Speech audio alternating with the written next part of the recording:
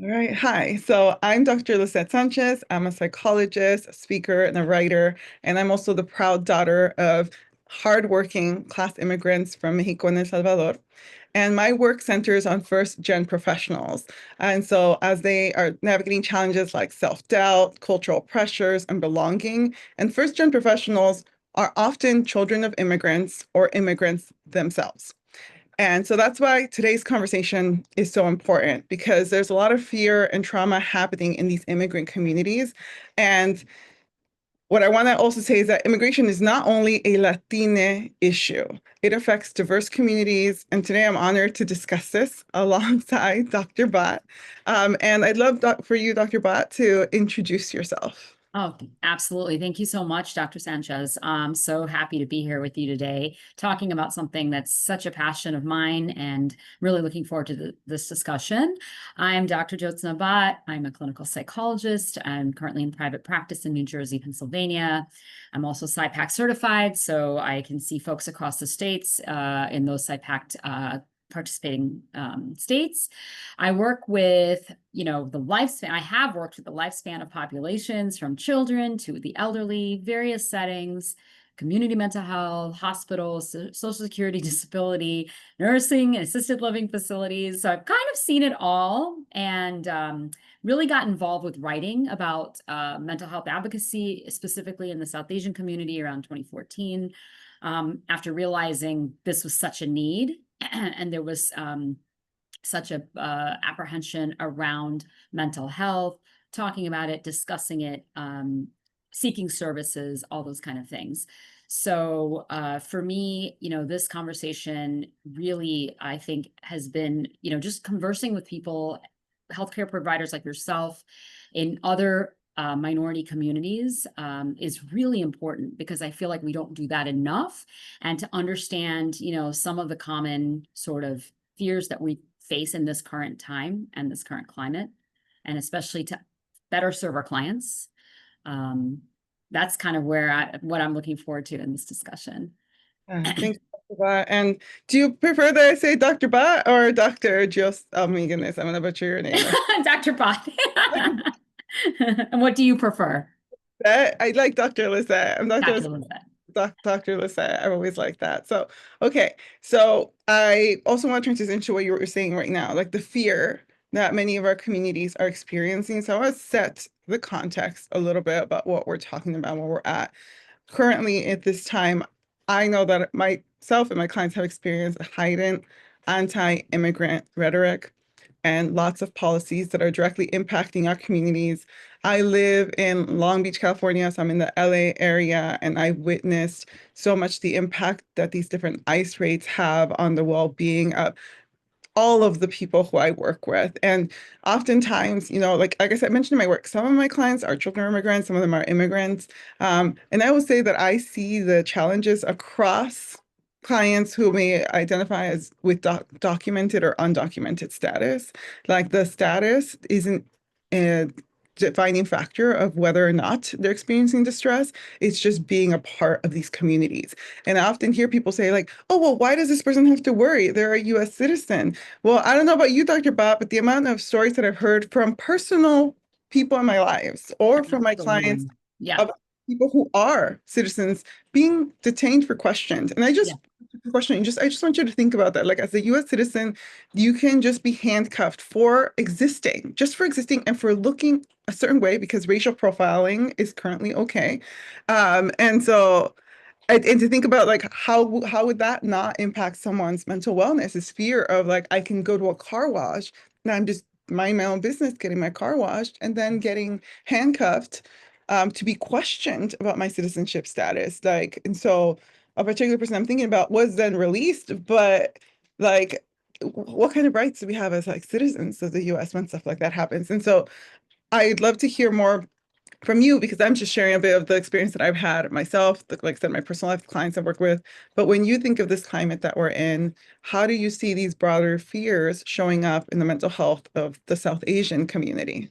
I honestly see this in some ways as sort of a wake-up call for, South Asian communities here. I feel like there's a little bit of um, a bubble that South Asians find themselves in, and sometimes a little bit of a sort of an elitist bubble or sort of a privileged bubble. And I have to say it, have to call it out.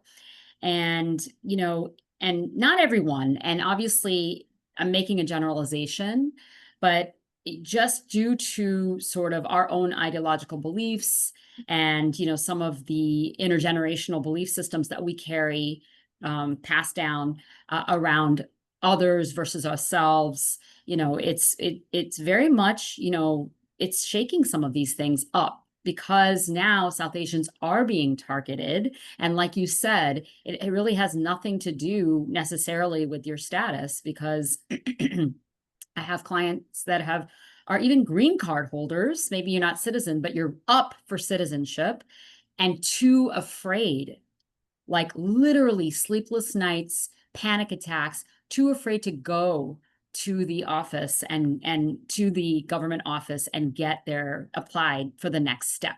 They have legally, ready in all documentation to go do this, and yet they are afraid because what if they're flagged? One of my clients came to this country and fell in love with someone here.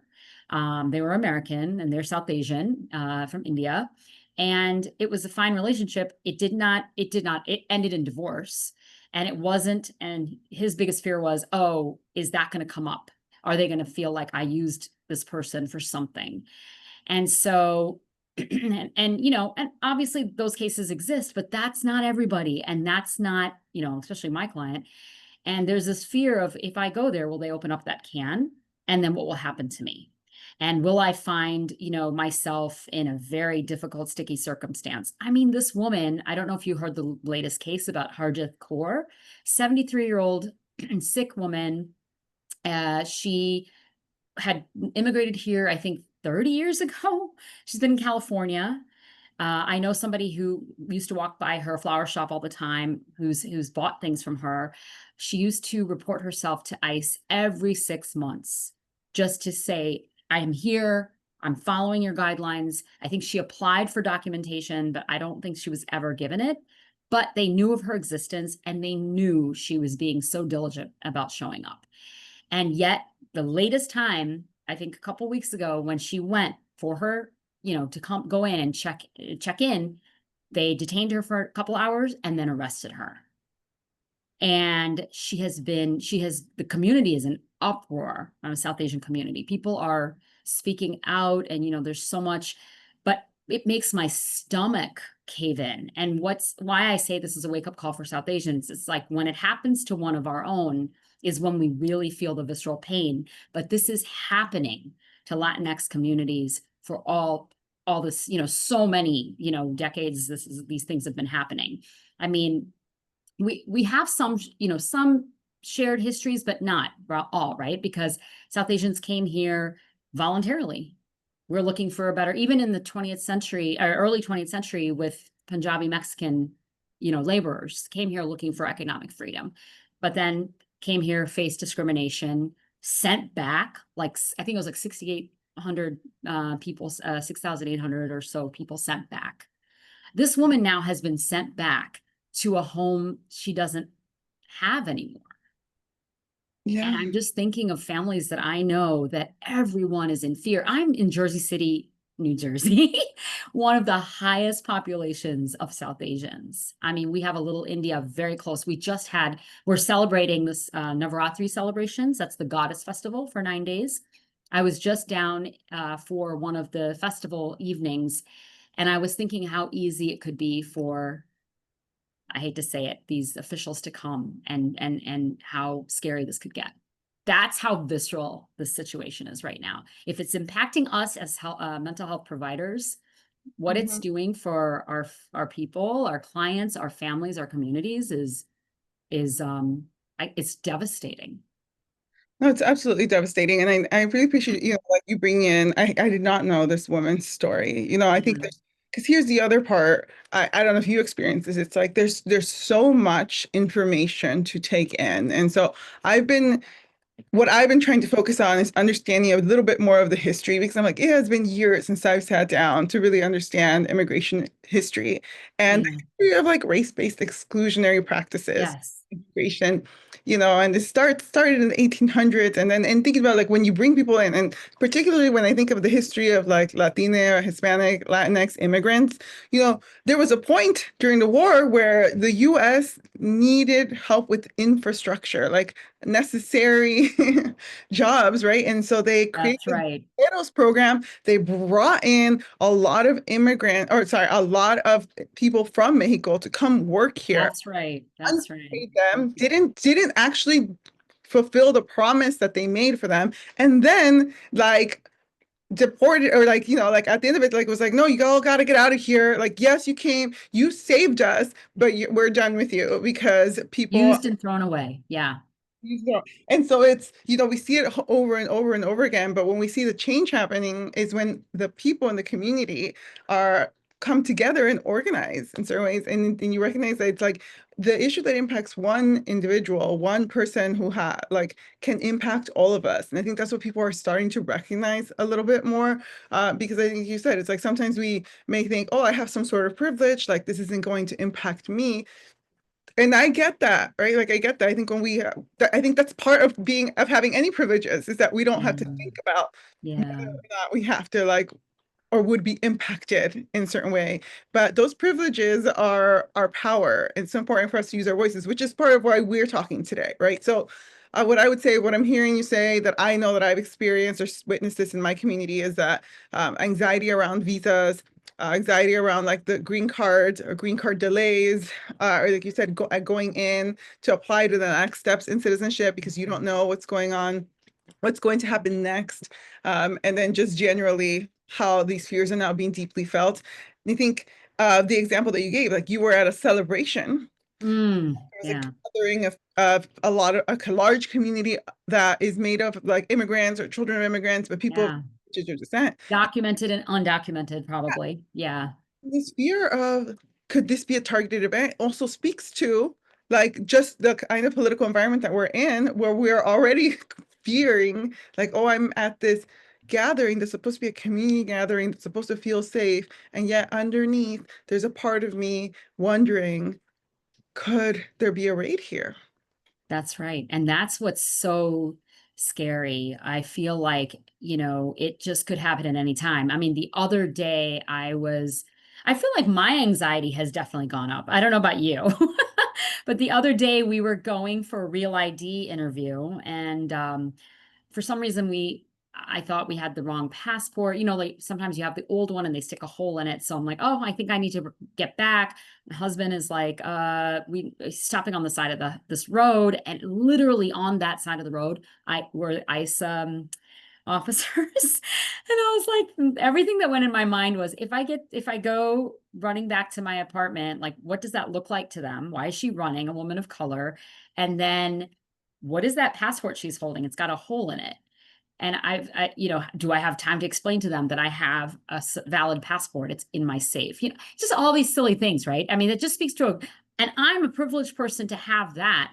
There are people that don't have those things, that we speak to on a daily basis, that are hardworking and trying to get those things, but have been denied or have been waiting. And so, I'm seeing, definitely the general impact is that people feel insecure right now. People feel, what will I do if I have to go back? Where will I go? It's Yeah. a country I don't recognize anymore. I don't relate. It's kind of like the DACA kids, right? Like the Dream Act kids that were like supposed to get something, some of them having to be sent back. And it's like, they don't know anything but this country. Yeah, and I would say that's for the experience of a lot of immigrants who are being deported. That's It, right. because it's when you spend 20 years away, even if that is your home country, like first of all, there's so many reasons why people leave their home countries, right? And I mean, I can speak my story myself. Like my mom, they came here seeking for asylum. My mom is an immigrant from El Salvador, and I don't know what would have happened to my mom and her siblings had they continued to stay in El Salvador. But I know that El Salvador is a very different country now than what it was when my mom left. And I Yeah, think that's the same case for all of the countries, all of the Latin American countries. They're very, very different. And they're not, and often when people are deported, they're not necessarily deported to the areas that, they're deported to maybe the country, but it's like Mexico's a huge country, right? So it's like you're deported to a certain area. That doesn't mean that you understand, you have community there and that's right. that That's right. the resources for that, right? And so there's so many pieces where, yes, especially for people who came maybe as were brought when they were very young or came when they were very young and even have even more smaller recollection of Right. that, right? So we have Right. came and now their country's unrecognizable from what they grew up seeing. And then there's the folks who were just so young when they came that at this point they're like, oh, like this the only home they've ever known is here, is in the US and needing to That's right. navigate that. And so, and that's a fear across, like we're saying, we're starting to notice how other immigrant communities, like your South Asian community is experiencing it more in these moments. And so anyway, I think we've talked about like the challenges, how we're witnessing people experience, but I want to spend some time talking about like how we can come together. How do we cope with, honestly, the first word that comes to me is like the madness. And I don't use words like insanity or crazy or madness lightly. You know this, because we're mental health. My That's big right. never stigmatize mental health, That's never right. words unless I truly am feeling like it is that level of chaos. But I feel that the collective emotional experience of folks, at least in my communities, is very chaotic and it feels like Mm, madness going around. I know. And I feel like, there's a way, it is madness. It is definitely something that we've never in this lifetime experienced. It's been very unpredictable. And you feel like the ground is shifting underneath you, right? A lot of times that's what everybody feels, I think. And I think it's hitting all hierarchical levels, right? And all levels on the hierarchy here. If you have to use maybe class or, race or whatever you want to, however people look at it. But I think the issue is like, how do we come together? I think, well, mental health providers, medical providers, teachers, people that are in these types of positions that have, again, using the word privilege, to even think about these things, right? To talk about them, to use our voices, create safe spaces for our own communities. But I think it would be really interesting to create a space of togetherness for, cross-cultural community spaces, right? Coming together and understanding that someone else going through this doesn't mean, you can't relate to that emotion and what they're going through, because we're all going through it. And guess what? The mainstream is seeing now no difference between our beautiful diversity that we bring. There's no thought about that as much anymore. It's more of like othering. People are put in, we're all put in that same sort of, no matter how much money you want to say you have or whatever, you're still going to be in that other box of being othered. Um, so I just feel like some sort of, I think it's important to keep these dialogues that we're having now, but there is sort of this, hopeless feelings, right? Hopelessness, like, where is this going? Yeah. And how can we, as mental health providers, also sort of recognize our own sort of feelings of whether it's hopelessness, whether it's despair, but getting an understanding of our own sort of feelings around this as we're sort of talking with our clients and communities.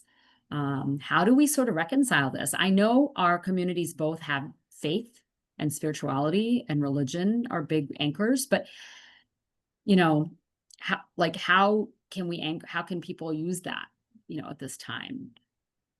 Yeah, and especially when it may not necessarily feel as safe to congregate in those community and faith-based Yeah. spaces. Like I want to make sure we're acknowledging that too. And Yes. I've I know that I've talked to lots of folks and they've said like, oh, they've been prioritizing like how to make certain community kind of gatherings more accessible, how to keep them protected. So from holding events shifting them to during work hours when they have all of the like security or systems in place to be able to protect them within the environments that they're in, to making sure that they're streaming a lot of these different services for folks who are just not feeling comfortable or safe to leave their home, to, like creating these community-based services for the folks who are not comfortable with leaving to like go and help. And this is a community level, but as an individual level, right? That's how I talk to a lot of the folks that I work with. It's, if you're in a privileged position, consider a close loved one or family friend or anyone who may be needing a bit more support.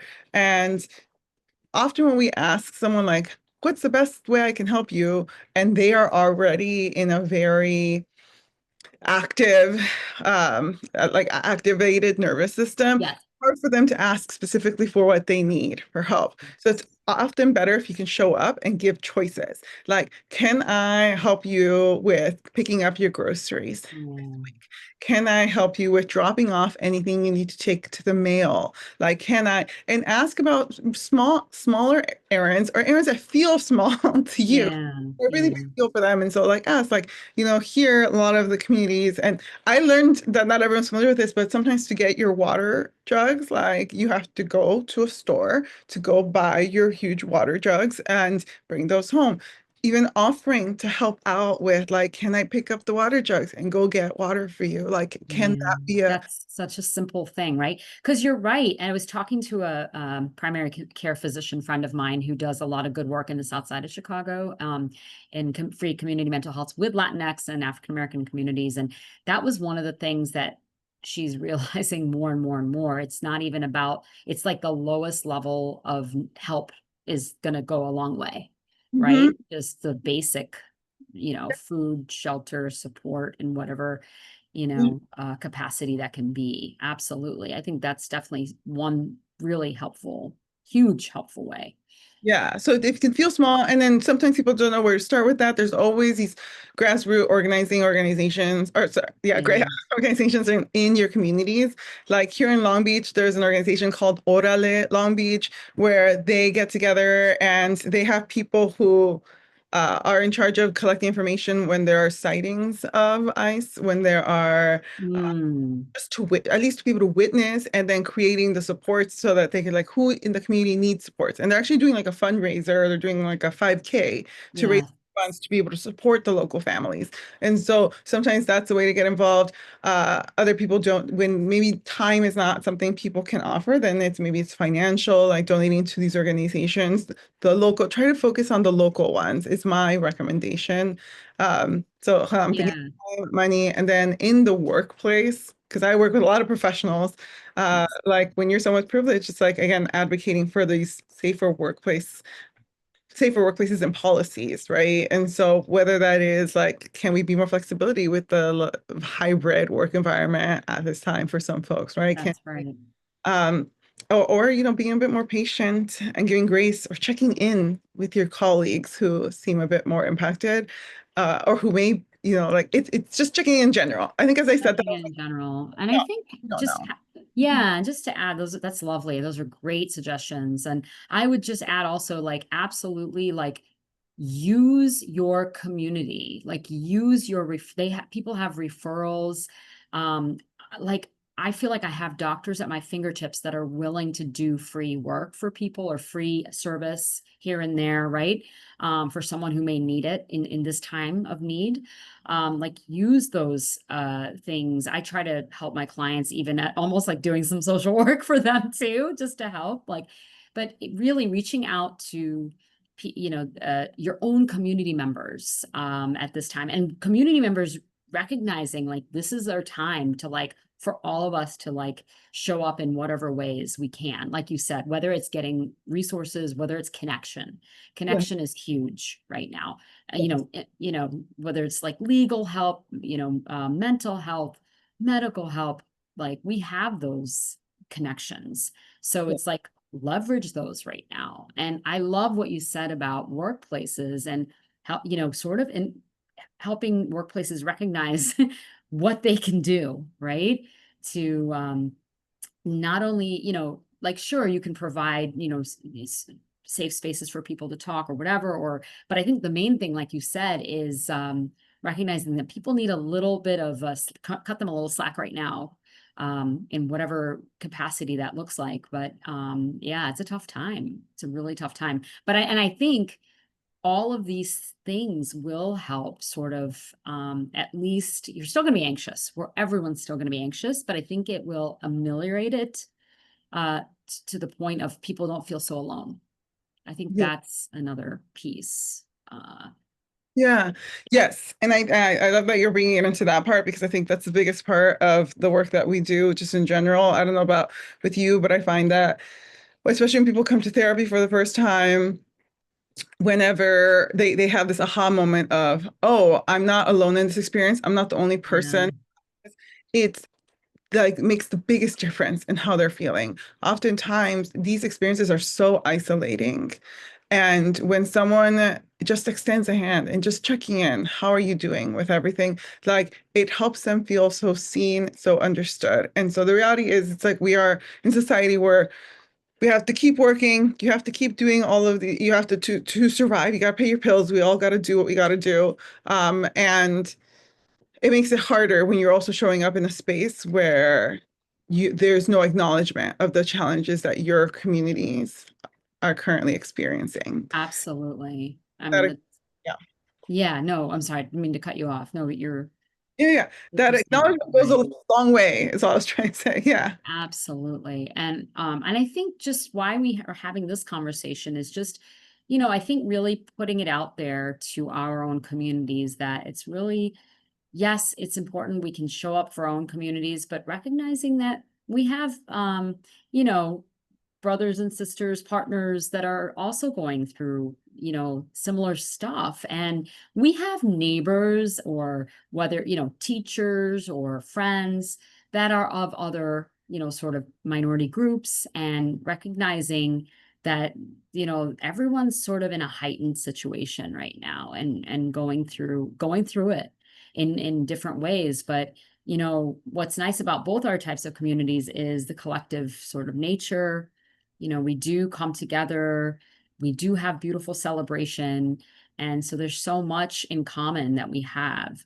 And it's, this idea of like, we don't have to feel like, oh, well, we're not them, or we're not like them. I think there's like stereotyping that has occurred, right? Through colonialism, through sort of coming to this country and sort of coming in with sort of existing beliefs and biases and prejudice.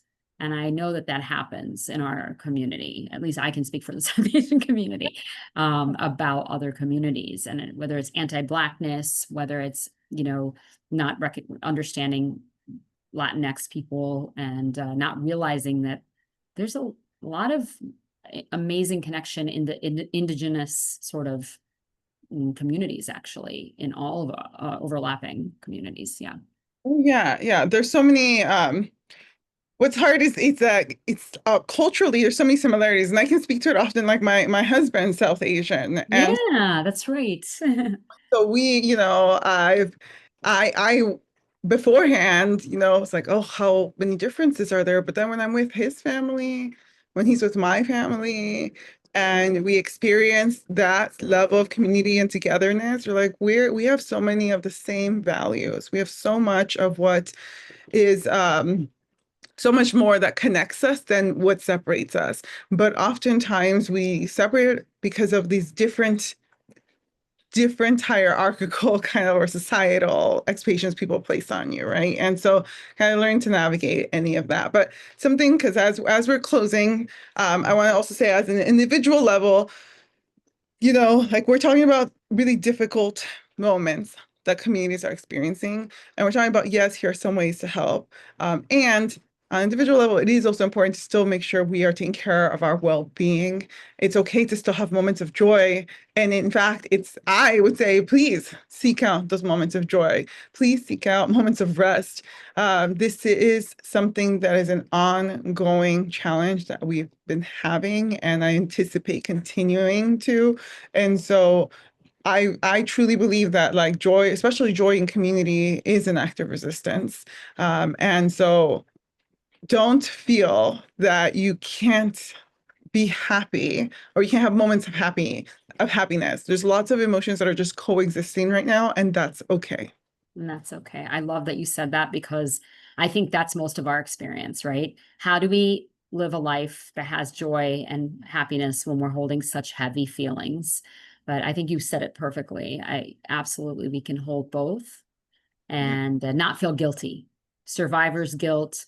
Oh, I haven't been caught yet, guilt, or I'm not, I'm doing okay over here, guilt, all of that. That's normal. That happens. But you can't let it's important to notice your guilt, be with it, but then move on and have some fun and celebrate. Yeah, what Yes. you Yeah. have. Mhm. All the emotions. Yeah. Sometimes we can get so stuck in black and white thinking that we're focused on I can only feel one way or another. Yeah.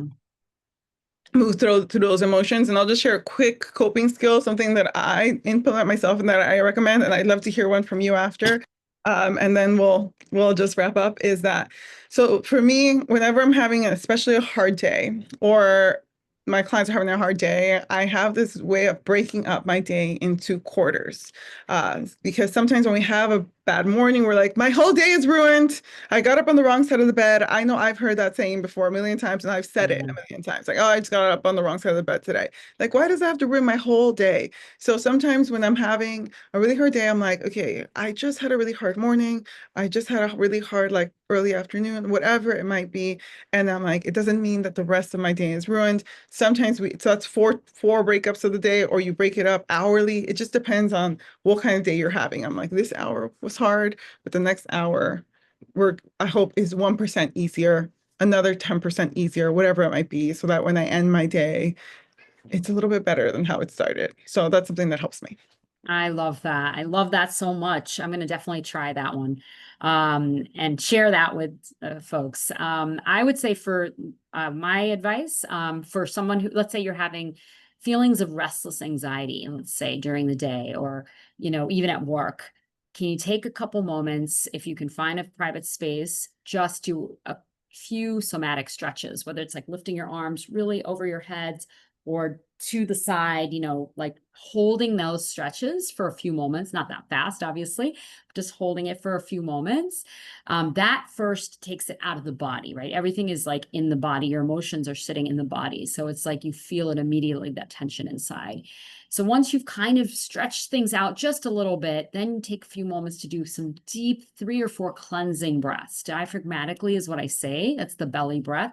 Just take your moment. This is your self-care refuel. Imagine you're a car getting gas. This is literally what you're doing. And then, if it's obviously, if it's at work, you're telling yourself like, let me get back to what I'm doing now that I've been rejuvenated, now that I have my fuel. But if you're at home and you can get away with it, take 10 minutes to go do something that makes you smile, something that makes you relax. Even if you don't have time, take 10 minutes, step outside, go walk, take a quick walk, feel the breeze, and I think that is always like a helpful thing for me and for my clients that I've shared it with.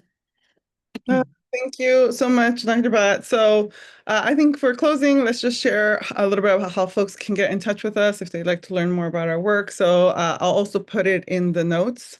So again, everyone, so I'm Dr. Lisette. I'm a licensed psychologist, speaker, and writer. You can learn more about my work on my website, which is calitheawellness.com. And I am currently accepting clients. I am paneled with Aetna, but I'm only licensed in California. Unfortunately, California is not part of PsyPACT, so I can only work with people residing in California, but my practice is fully virtual. And I am available to speak globally. So I love traveling for speaking engagements, and I speak on the imposter phenomenon. I speak on wellness, the intersection of wellness, mental health, and cultural identity. And of course, it's so important for me to speak more on how to take care of our mental health during times of crisis. So Dr. Bach, can you share more about yourself? Sure. I'm Dr. Bhat. You can reach me, you can catch me on Instagram at, I think it's the information's there, right? And my website is bhatpsych.com. Yes, I am also a writer. I write for Psychology Today. I have a blog called The Psychology of the South Asian Diaspora. Please do check it out. I'm also working on a South Asian mental health series for children. So that is coming looking at next year for the, at least the first book, I believe. And yes, I love speaking on these topics. I would add my, voice to Lisette to say, I love speaking anywhere about, South Asian mental health, cross-cultural discussion, intergenerational traumas, family dynamics around culture and identity, all of that stuff. And absolutely happy to take clients and speak with anyone who's interested in chatting with me. And I look forward to, if you want to reach out, I'm available. Thank you. Thank you again, Dr. Bhat, and thank you all for joining us today. For those of you watching this video, please share this video with anyone else you think may benefit from listening to this conversation, because that's another small way that you can help. All right, thank you. Appreciate it. Thank you. Take care.